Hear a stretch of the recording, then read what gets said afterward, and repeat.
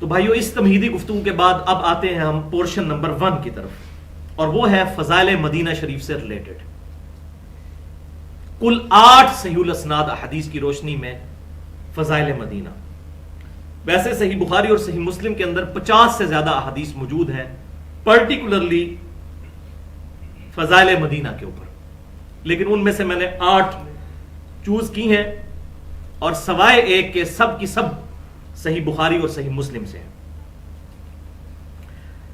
لیکن یہ 8 احادیث ڈسکس کرنے سے پہلے کچھ ضروری باتیں میں کر دوں یہاں پر کہ بھائیو اس میں کوئی شک نہیں ہے کہ احادیث کی روشنی میں مدینہ شریف کا مقام مکہ شریف سے زیادہ ہے، اس میں کوئی شک نہیں ہے، لیکن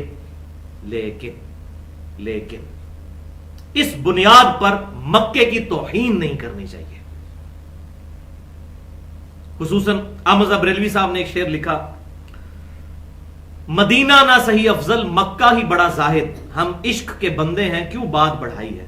وہ ٹونٹ کرتے ہیں، کسی نے ان کو کہہ دیا کہ مکہ افضل ہے تو انہوں نے کہا جی ہم تو عشق کے بندے ہیں، چلو تسی مکے نو ہی افضل کہہ لو، ہم تو عشق کے بندے ہیں، ہم سے بات نہ بڑھاؤ۔ یہ طریقہ نہیں، علمی طریقے سے بات کرنی چاہیے۔ اس میں کوئی شک نہیں ہے کہ مدینہ شریف کے فضائل مکے سے زیادہ ہے، بخاری اور مسلم کی حدیث ہے، لیکن مکے کی توہین نہ کی جائے۔ کیوں؟ یہ بات میں کیوں کرتا ہوں بھائیو؟ ہمارے محبوب امام کائنات سید الاولین والآخرین شفیع المذنبین رحمت للعالمین سیدنا و مولانا امام اعظم محمد رسول اللہ صلی اللہ علیہ وسلم کی 63 سالہ زندگی میں 52 سال مکے میں گزرے ہیں، صرف 11 سال مدینے میں۔ 52 سال تک سانس لیا ہے مکے کی فضاؤں میں میرے محبوب نے صلی اللہ علیہ وسلم۔ تو ہمیں تو آپ کی ایک ایک چیز کے ساتھ محبت ہے۔ مکے کی توہین کرنا دراصل رسول اللہ کی توہین ہے، والعیاذ باللہ تعالی۔ تو میں 2 حدیثیں مکے کے حوالے سے پہلے شروع میں بیان کر دوں، پھر 8 حدیثیں مدینہ شریف سے ریلیٹڈ، اور یہ پھر وہ 10 ہو جائیں گی، تلک عشرۃ کاملہ، 10 حدیثیں ہو جائیں گی۔ 2 حدیثیں، پہلی حدیث صحیح بخاری اور صحیح مسلم کی متفق علیہ حدیث ہے، بخاری میں 1834 اور مسلم میں 3302 انٹرنیشنل نمبرنگ کے مطابق۔ آپ صلی اللہ علیہ وسلم نے فتح مکہ کے دن خطبہ دیتے ہوئے ارشاد فرمایا کہ اے لوگو، اللہ نے اس سرزمین مکہ کو اس دن سے حرمت والا ٹھہرا دیا ہے جس دن سے اللہ تعالیٰ نے زمین و آسمان کو تخلیق کیا ہے، اللہ، اور اس کی حرمت قیامت تک کے لیے ہے، کوئی اس شہر کی توہین نہیں کر سکتا۔ ہاں کچھ دیر کے لیے محمد صلی اللہ علیہ وسلم کو اللہ نے اجازت دی کہ وہ مکہ شریف کو فتح کرنے کے لیے قتال کریں، میرے بعد قیامت تک کسی اور شخص کے لیے یہ اجازت نہیں، اور نہ مجھ سے پہلے کسی پیغمبر کو اللہ نے اجازت دی تھی۔ اب اسی میں امپلائڈ ہے جو کچھ یزید نے کیا۔ صحیح مسلم کے اندر فضائل مدینہ کا چیپٹر کھول کے دیکھ لیں، مدینہ شریف کے اوپر بھی چڑھائی کی اور مکہ شریف کے اوپر بھی خانہ کعبہ کا غلاف بھی چل گیا، صحیح مسلم کے اندر یہ موجود ہے۔ تو مکے کی حرمت کو پامال کرنا کتنا بڑا جرم ہے۔ پھر آپ نے ساتھ ہی فرمایا اس کا کانٹا نہ کاٹا جائے، نہ اس میں شکار کو بھگایا جائے، نہ یہاں سے کوئی گری ہوئی چیز اٹھائی جائے سوائے اس نیت سے کہ اس کا اعلان کیا جائے، جو لقطے کے احکام ہوتے ہیں۔ تو سیدنا عباس ابن عبد المطلب رضی اللہ تعالیٰ عنہ نے عرض کی، اے اللہ کے محبوب صلی اللہ علیہ وسلم، آپ ہمیں اذخر ایک گھاس ہے اس کو کاٹنے کی تو اجازت دے دیں، کیونکہ یہ ہمارے گھروں میں استعمال ہوتی ہے، ہمارے چولہوں میں، قبروں میں۔ تو آپ صلی اللہ علیہ وسلم نے فرمایا چلو اذخر گھاس کو کاٹنے کی میں اجازت دیتا ہوں، اس کے علاوہ مکے کی کوئی چیز نہ کاٹی جائے، یہ اس کی حرمت ہے۔ اور دوسری حدیث انتہائی رقت انگیز حدیث، اللہ، آپ صلی اللہ علیہ وسلم نے مکہ شریف کو مخاطب کرتے ہوئے ارشاد فرمایا، اللہ کی قسم تو اللہ کی زمین کا سب سے بہترین ٹکڑا ہے، اور تو اللہ کی زمین میں سب سے زیادہ اللہ کو محبوب ہے، مگر میں کیا کروں کہ تیرے لوگ مجھے مکے میں رہنے نہیں دیتے، اگر یہ تیرے رہنے والے لوگ مجھے مکے سے نہ نکالتے تو اے مکہ میں کبھی بھی تجھے نہ چھوڑتا۔ اس بات کا، اس درد کا اندازہ وہ لوگ لگا سکتے ہیں جو کہ بیرون ملک ہیں، ان سے ذرا پوچھیں جن کو کئی سال اپنے ملک میں آنا نصیب نہیں ہوتا، اور آپ صلی اللہ علیہ وسلم کی زندگی کے 52 سال اس شہر میں گزرے، اور وہ لوگ کہ جو اعلان نبوت سے پہلے صادق اور امین کہہ کے آپ کو پکارا کرتے تھے، اور پھر قتل کے درپے ہوئے اور آپ صلی اللہ علیہ وسلم کو مجبوراً وہاں سے نکلنا پڑا. اس درد کو کون سمجھ سکتا ہے؟ تو آپ صلی اللہ علیہ وسلم کی 63 سالہ زندگی میں 52 سال مکے میں گزرے ہیں اور آخری 11 مدینہ شریف میں. اور یہ 63 سال کی زندگی یاد رکھیں لیونر ایئرز کے اعتبار سے ہے، چاند کے اعتبار سے. ہمارا جو سولر سسٹم ہے جس کے اعتبار سے ہم گنتی گنتے ہیں، اس میں آپ صلی اللہ علیہ وسلم کی زندگی مبارک اس دنیا کے اندر تقریباً 61 سال تھی. لہذا یہ جو ڈاکٹر طاہر القادری صاحب نے اپنے بارے میں پیشن گوئی کی ہوئی ہے نا کہ جی میری زندگی 63 سال ہوگی، کیونکہ حضور صلی اللہ علیہ وسلم کی تھی تو وہ اس سے زیادہ ہو چکی ہے، وہ یہ بات بھول گئے کہ یہ لیونر ایئر کے بارے میں بات ہے نہ کہ سولر ایئر کے بارے میں. اللہ. اب جنت کے 8 دروازوں کی نسبت سے فضائل مدینہ پر 8 احادیث ایک انٹلیکچوئل ترتیب کے ساتھ سب کی سب بخاری اور مسلم سے ہیں، سوائے ایک کہ وہ جامع ترمذی سے ہے. ویسے تو 50 احادیث ہیں، وہ سارا ٹائم نہیں ہے. یہ 8 احادیث.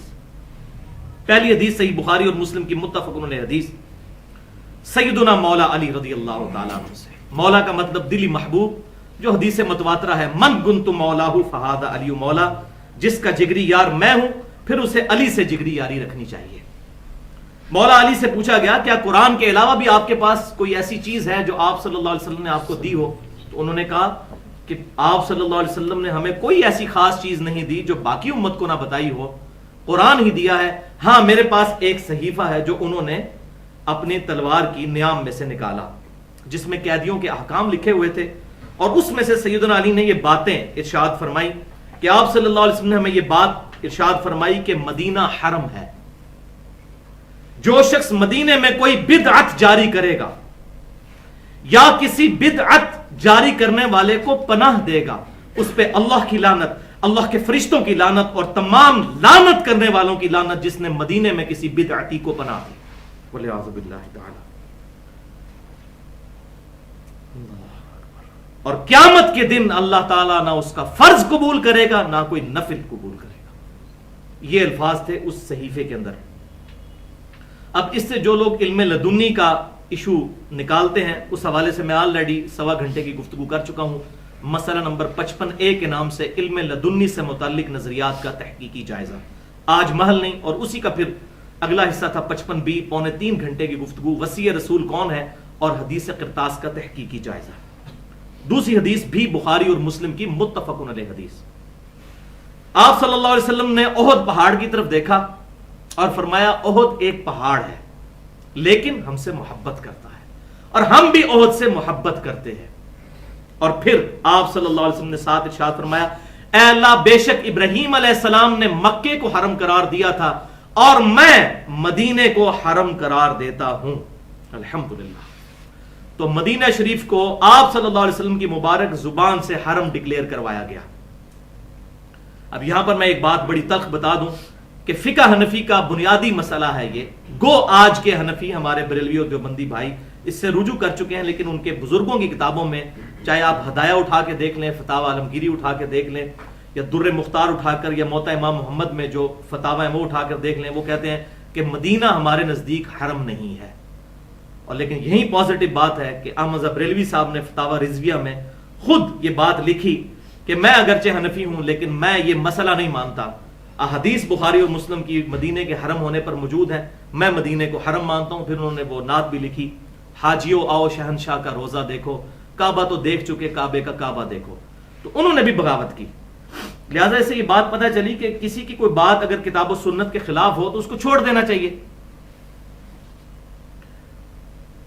تیسری حدیث بھی بخاری اور مسلم کی متفق علیہ حدیث ہے. ام عائشہ رضی اللہ تعالیٰ عنہ کہتی ہیں کہ میں نے خود یہ سنا کہ آپ صلی اللہ علیہ وسلم نے دعا کی اے اللہ جس طرح ہمیں مکہ محبوب ہے اس طرح مدینہ بھی کر دے، بلکہ اس سے زیادہ محبوب کر دے. اے اللہ مدینے کو صحت افزا مقام بنا اور اس کے سا اور مد میں برکتیں عطا فرما.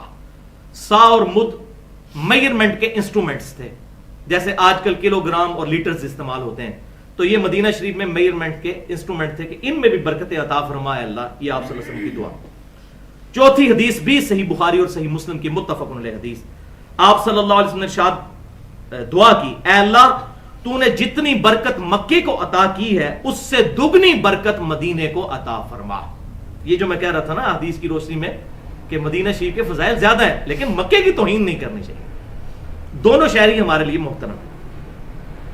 5ویں حدیث صحیح مسلم کی کرٹیکل حدیث ہے, لہذا میں اس کا انٹرنیشنل نمبر بھی بتا دیتا ہوں, 3318 صحیح مسلم میں, کہ آپ صلی اللہ علیہ وسلم نے فرمایا جو شخص مدینے کی بھوک اور تکلیف پر صبر کرے گا قیامت والے دن میں اس کے حق میں گواہی دوں گا, اس کی شفاعت کروں گا. الحمدللہ. اور 6ٹھی حدیث جامعہ ترمذی میں, یہ ان 8 میں سے واحد ہے جو بخاری اور مسلم سے باہر, لیکن صحیح حدیث ہے انٹرنیشنل نمبرنگ کے مطابق 3917. اسی کی ایکسپلینیشن ہے کہ آپ صلی اللہ علیہ وسلم نے ارشاد فرمایا جو شخص مدینے میں فوت ہو سکتا ہو تو اسے چاہیے کہ مدینے ہی میں مرے, یعنی پرماننٹلی اپنی سکونت مدینے میں اختیار کرے. ابھی بھی کتنے پاکستانی ہیں جو بیچارے ریٹائرمنٹ کے بعد بھی مدینہ شریف میں رکے ہوئے ہیں صرف اس آس میں کہ ہمیں موت آ جائے مدینے میں. بالکل حدیث کے مطابق ہے کہ جو مدینے میں مر سکتا ہو اسے چاہیے مدینے میں مرے, کیونکہ جو شخص مدینے میں مرے گا قیامت والے دن میں اس کی شفاعت کروں گا. الحمدللہ. 7ویں حدیث صحیح بخاری کی کرٹیکل حدیث 1890 نمبر حدیث امام بخاری رحمۃ اللہ علیہ لے کر آئے. اسی حدیث کی وجہ سے جو ہم نے مسلم اور ترمذی کی ڈسکس کی, سیدنا عمر کی دعا ہے 1890 صحیح بخاری میں کہ وہ اللہ کے حضور دعا کیا کرتے تھے, اللہم ارزقنی شہادتا فی سبیلک وجعل موتی فی بلد رسولک صلی اللہ علیہ وسلم. اے اللہ مجھے اپنی راہ میں شہادت کی موت نصیب فرما اور مجھے رسول اللہ کے شہر مدینہ میں موت دے. الحمدللہ. اور سیدنا و مولانا عمر رضی اللہ تعالیٰ عنہ کی یہ دونوں دعائیں اللہ نے قبول کی. ان کو مدینہ شریف میں موت آئی اور اس سے بڑی سعادت قبر رسول کے ساتھ دفن ہوئے. الحمدللہ. اور شہادت کی موت.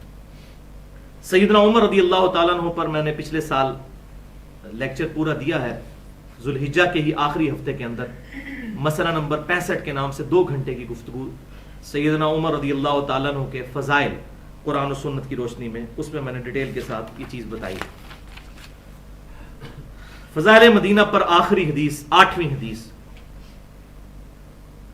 صحیح بخاری اور صحیح مسلم کی متفق علیہ حدیث.